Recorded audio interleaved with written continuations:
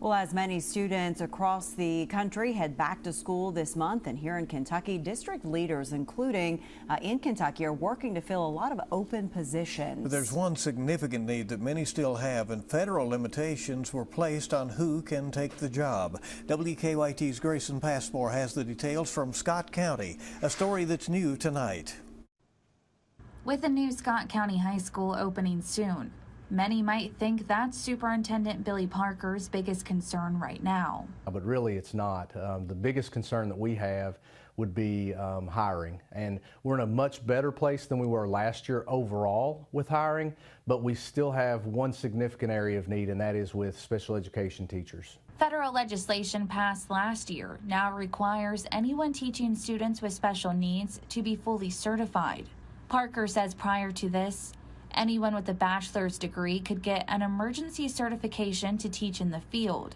And right now, the district has 6 openings Parker isn't sure they can fill. What we're looking at doing is trying to perhaps entice people that have been either special education teachers or just teachers in general in the past that maybe have retired or gone away from that to come back and be substitute teachers. Harper Rowlett says school principals are already rearranging master schedules, starting with special education students. They're prioritizing special education students in the services that those students are entitled to, and ensuring that even with the staff that they have, if they happen to be short a staff member, that all of that is covered.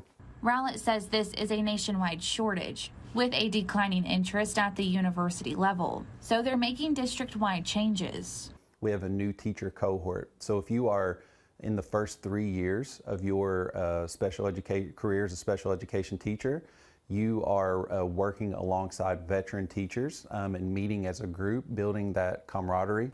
In Scott County, Grayson Passmore, WKYT. And Superintendent Parker says that they will work to fill the remaining open positions throughout the school year if they have to. The first day of school in Scott County is August 14th. Kentucky